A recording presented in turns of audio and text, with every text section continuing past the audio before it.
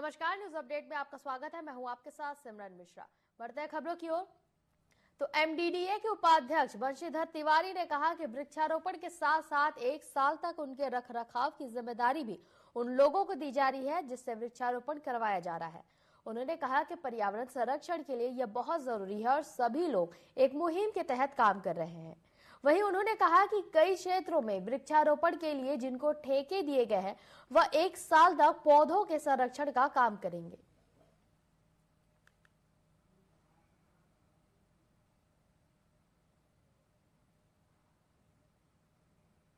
शहरीकरण होता है, आबादी बढ़ती है, तो उसमें ग्रीन एरिया होना बहुत ज़रूरी है। और हम लोगों ने लक्ष्य किया है वृक्षारोपण को लेकर के कि अधिक से अधिक देहरादून में जो हरित क्षेत्र है उसका विस्तार किया जाए।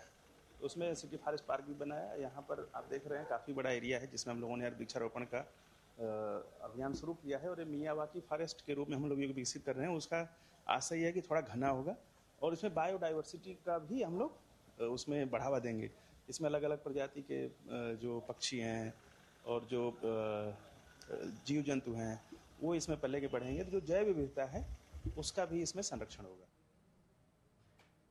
सोमवार से उत्तराखंड में कांवड़ यात्रा की शुरुआत हो रही है। इसको लेकर हर स्तर से सभी तैयारियों को पूरा कर लिया गया है। मुख्यमंत्री पुष्कर सिंह धामी ने कहा कि पूरे देश का केंद्र बिंदु हरिद्वार होता है और यात्रा के दौरान भारी संख्या में सभी सब प्रदेशों के कांवड़िया पहुंचते हैं। कांवड़ यात्रा के लिए सभी व्यवस्थाओं को चौबंद करने के निर्देश दिए गए हैं। सीएम धामी ने कहा कि कांवड़ियों को हर संभव सुविधा मुहैया करने के लिए सभी व्यवस्थाएं की गई है और शांतिपूर्ण तरीके से कांवड़ यात्रा को पूर्ण कराया जाएगा।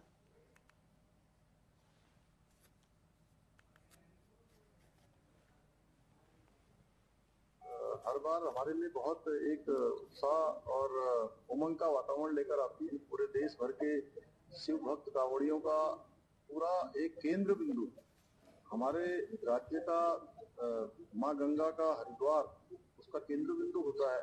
और तो अन्य राज्यों से भी आते हैं, अन्य स्थानों पर भी चलते हैं, लेकिन सबसे बड़ा केंद्र हरिद्वार होता है। उसके लिए हम लोगों ने व्यापक पैमाने पर तैयारी की है। मैंने स्वयं उसकी समीक्षा की है और अच्छी यात्रा हो। हम शिव भक्त कांवड़ियों का स्वागत करेंगे, हेली से उनको पुष्प वर्षा करेगी और भी जो अभिनंदन हमारे करते हैं सारा प्रशासन, हमारा शासन, सरकार, उत्तराखंड के लोग सबका देवभूमि स्वागत करेंगे। उत्तराखंड के संसदीय कार्य मंत्री डॉक्टर प्रेमचंद अग्रवाल ने बताया कि अगस्त माह में राज्य सरकार विधानसभा सत्र को गैरसैंण में आयोजित करेगी। उन्होंने बताया कि सत्र की तिथि के निर्धारण के लिए मंत्रिमंडल की तरफ से मुख्यमंत्री को निर्धारित किया गया है। मुख्यमंत्री के निर्णय के बाद अगस्त माह के किसी भी तारीख को सत्र आयोजित किया जाएगा।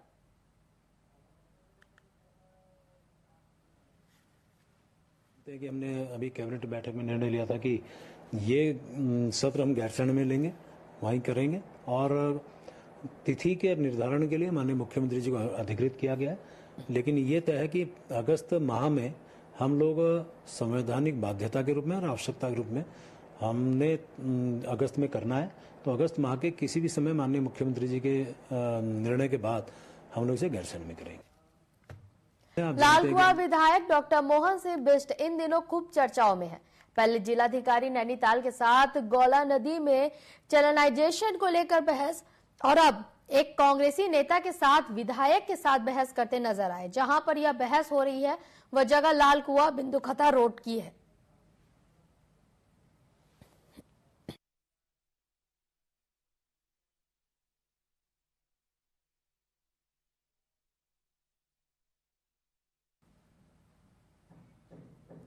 गुरु पूर्णिमा के मौके पर पतंजलि योगपीठ में बाबा रामदेव ने अपने अनुयायियों के साथ गुरु पूर्णिमा का पर्व मनाया। पतंजलि फेज 2 में आयोजित कार्यक्रम में बाबा रामदेव ने देश के करोड़ों लोगों से अपील की कि वे आज के दिन मिलकर अपने गुरु की भक्ति करें और देश को फिर से विश्व गुरु बनने में सहयोग करें।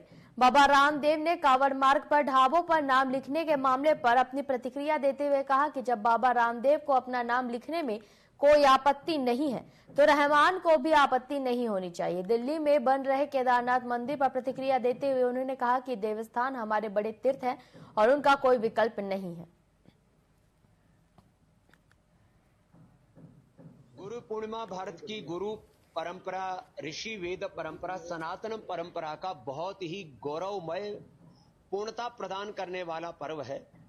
अलग अलग कारणों से पूरी दुनिया में इस्लाम, ईसाइयत, कम्युनिज्म, कैपिटलिज्म, भौतिकवाद और अलग अलग प्रकार के वैचारिक उन्माद, intellectual terrorism, religious terrorism, political, economic terrorism आदि, मेडिकल टेररिज्म, एजुकेशनल टेररिज्म सब एक्सपोज हो चुके हैं। गुरु पूर्णिमा भारत की पेयजल निगरानी मंत्री दिनेश आर्य ने शनिवार को नैनीताल में अधिकारियों की बैठक ली। इस दौरान समाधान न होने पर अधिकारियों को फटकार लगाई, वहीं शिकायतों पर तुरंत कार्रवाई करने के निर्देश दिए। बैठक में गैर सरकारी संगठनों के कार्यकर्ताओं ने जल जीवन मिशन के कार्यों को लेकर कड़ी आपत्ति दर्ज की है, जिसके बाद निगरानी मंत्री ने अधिकारियों को पर्यटन सीजन से पहले भवाली और भीमताल में जलापूर्ति सुधारने और सीवर लाइन दुरुस्त करने के निर्देश दिए। उन्होंने कहा कि कैची धाम में पर्यटकों की भारी भीड़ रहती है, जिससे भवाली भीमताल में दबाव रहता है। ऐसे में पानी की समस्या का समाधान किया जाए। वहीं नैनीताल में भारी भरकम पानी के बिल और सीवर लाइन से होने वाली समस्याओं का भी समाधान करने को कहा। उन्होंने शहर सहित आसपास के जल स्रोतों को पुनर्जीवित करने को भी कहा है। तो भवाली के लिए मैंने कहा है कि जो डीपीआर नहीं बनाई जाए तो वहाँ पानी की भी समस्या है और सीवर की समस्या भी। उसके लिए शासन से धन आवंटित करने के लिए कहाँ से हो सकता है, या सीएम से कहीं से नहीं होगा तो सीएम साहब से बात करके धन आवंटन के डीपीआर बना के धन आवंटन कराया जाएगा। नैनीताल नगर में सीवर के अक्सर चौक होने की समस्या है। यहाँ संज्ञान में आया कि अधिकांश जो स्थानीय लोग हैं उन्होंने अपना जो बरसात का पानी है वो भी सीवर लाइन से जोड़ दिया है, जिसके कारण बरसात में सीवर लाइन ओवरफ्लो होती है और वो पानी सारा रोड में और रोड के बाद तालाब में जाता है। लालकुआं के बिंदुखता में गौला नदी के भू कटाव को रोकने के लिए विधायक डॉक्टर मोहन सिंह बिष्ट अपने निजी खर्चे से 3 पोकलैंड मशीन लेकर गौला नदी में उतर गए और पानी को आबादी की तरफ से डाइवर्ट करवाना है। विधायक के साथ बिंदुखता भाजपा मंडल अध्यक्ष जगदीश पंत सहित दर्जनों भाजपा कार्यकर्ता भी गौला नदी में पानी के डायवर्जन को लेकर जुटे हुए हैं। आपको बताते हैं, पहाड़ों में हो रही बरसात से गौला नदी के पानी का जल स्तर बढ़ जाता है, जिससे बिंदुखता में गौला नदी के किनारे रहने वाले लोगों के लिए खतरे का सबब बन जाता है। ऐसे में विधायक डॉक्टर मोहन सिंह बिष्ट बिना सरकारी मशीनरी इंतजार के अपने निजी खर्चे से गौला नदी के डायवर्जन का काम 3 पोकलैंड मशीनें लगाकर खुद पानी में उतरकर शुरू कर दिया है।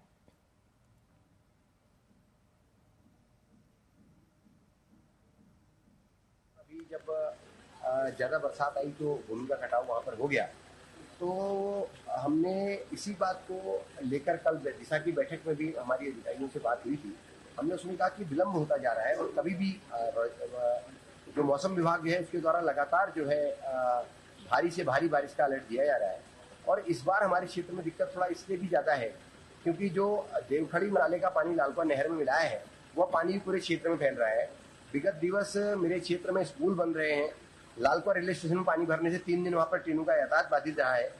तो इस सब को देखते हुए हम एहतियात के तौर पर तुरंत कार्य करने के लिए लगातार बोल रहे हैं और उसी के अनुसार जो है हम लोग आगे कार्रवाई करने का प्रयास कर रहे हैं।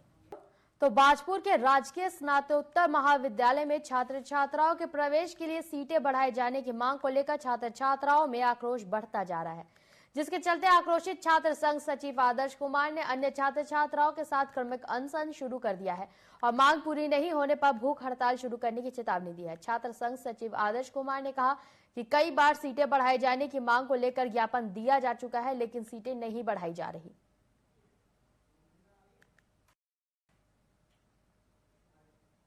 ने कल भी यहाँ पर अनशन किया था, तालाबंदी की थी कॉलेज में, और आज हम अग्रिम अनशन पे बैठे हुए हैं, जिसमें कि हमारे छात्र संघ के कुछ पदाधिकारी आज निदेशालय गए हैं, डायरेक्टर ऑफिस हल्द्वानी में, वह भी जाएंगे और वहां पर लेटर दे करके आएंगे। अगर वो हमारी मांगे सोमवार तक पूरी नहीं करते हैं तो हम मंगलवार से भूख हड़ताल पे छात्र में बैठेंगे। ने कल भी यहाँ पर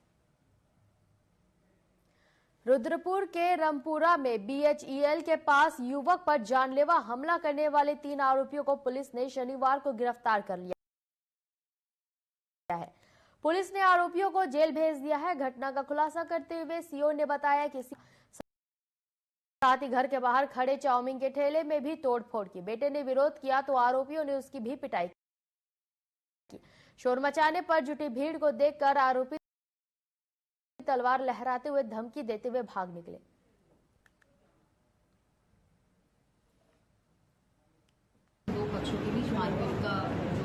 मैं दिखवा दूँ, हमारे द्वारा अभियोग पंजीकृत किए गए थे। तो उसी में जो हमारी इन्वेस्टिगेशन चल रही थी, उसी में जो ये 3 अभियुक्त थे उनकी आज गिरफ्तारी की गई है, जिनका नाम है पप्पू, रवि और अनिल। इन तीनों की गिरफ्तारी की गई और जो इनके द्वारा जो तलवार आपको कैमरे में दिख रही थी, जो वेपन ऑफ क्राइम जिनके द्वारा घटना में प्रयोग किया गया था, उसको भी बरामद किया गया इनकी निशानदेही।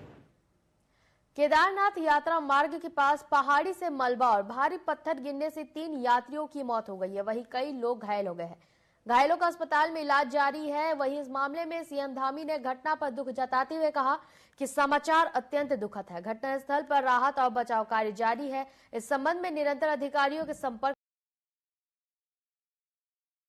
में हूं। हादसे में घायल हुए लोगों को त्वरित रूप से बेहतर उपचार उपलब्ध कराने के निर्देश दिए हैं।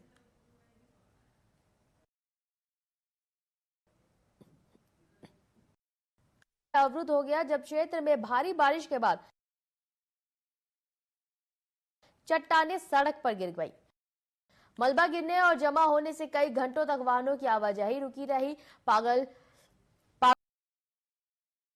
पागलनाला, गुलाबकोटी और सेलंग रोड को प्रभावित किया, जिससे कई यात्री और स्थानीय लोग फंस गए। इस घटना में किसी के घायल होने की कोई सूचना नहीं है। सड़क साफ करने के प्रयास जारी हैं।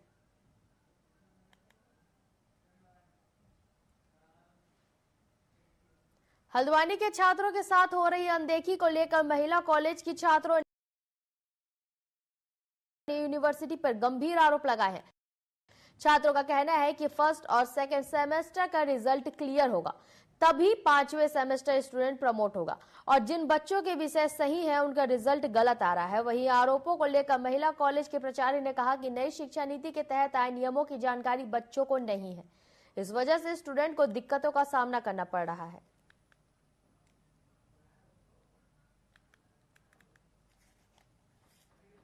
और हमारे महाविद्यालय की आधी से ज्यादा छात्राएं इसमें फेल है। उनके रिजल्ट में नॉट प्रमोटेड लिखा आ रहा है, जिसमें जो मुख्य कारण उसमें बताया जा रहा है कि अगर किसी भी विद्यार्थी की फर्स्ट या सेकंड सेम में किसी भी सब्जेक्ट में बैक है तो या तो वो तब फेल होगा या थर्ड सेम या फिफ्थ सेम को मिला के उनके ग्रेड्स पॉइंट टोटल नहीं बन रहे। यहाँ पे जो मेन प्रॉब्लम ये आ रही है कि बच्चों को जिस विषय के बारे में पता ही नहीं था और अगर आज उनके सामने उनके रिजल्ट में नॉट प्रमोटेड लिखा आ जा रहा है तो इसमें किसकी गलती है? इसमें हमारी गलती है, बच्चे की गलती है, सरकार की गलती है। उन्होंने बोला है कि ये नई नीति है, नई रूल है कि 4th सेम में बच्चा 5th सेम में तभी बच्चा प्रमोट होगा जब उसकी फर्स्ट और सेकंड सेम की बैक क्लियर होगी। लेकिन महाविद्यालय में ऐसा कुछ नहीं बताया गया था बच्चों को, जो कि उनके साथ साफ साफ अन्याय हो रहा है इस विषय पे। प्रमोशन को लेकर के है अगले नेक्स्ट सेमेस्टर में प्रमोटेड जो मामला है, जिसमें कि बच्चे बहुत से हमारे 5th सेमेस्टर के लिए एलिजिबल नहीं माने यूनिवर्सिटी ने, उनके मार्कशीट में लिखा है कि नॉट प्रमोटेड हो गया। तो ये बच्चों को अभी तक इतनी पूरी जानकारी नहीं थी कि क्रेडिट में किस तरीके से इनको यूनिवर्सिटी नंबर देगी और फर्स्ट सेमेस्टर या सेकंड सेमेस्टर में कहीं पे इनका बैक हो जाएगा और वो बैक अगर ये क्लियर नहीं कर पाते हैं तो इनको 3rd और 4th सेमेस्टर पास होने के बाद भी 5th सेमेस्टर में एडमिशन नहीं मिलेगा। अब जब इनकी मार्कशीट में ये लिखा आ रहा है कि आप नॉट प्रमोटेड, तो उस समय प्रॉब्लम हो रही है कि इनका पूरा 1 साल बैक जा रहा है। अगर ये साल प्रमोट नहीं होते हैं 5th सेमेस्टर में तो इनको फिर से अगले साल फर्स्ट या सेकंड सेमेस्टर जो इन्होंने क्लियर नहीं किया है वो करना पड़ेगा। तो मतलब पूरा 1 साल बच्चों का ये इस सिस्टम में नुकसान हो रहा है। न्यूज अपडेट में फिलहाल के लिए इतना ही। बने रहिए टीवी 24 के साथ। नमस्कार।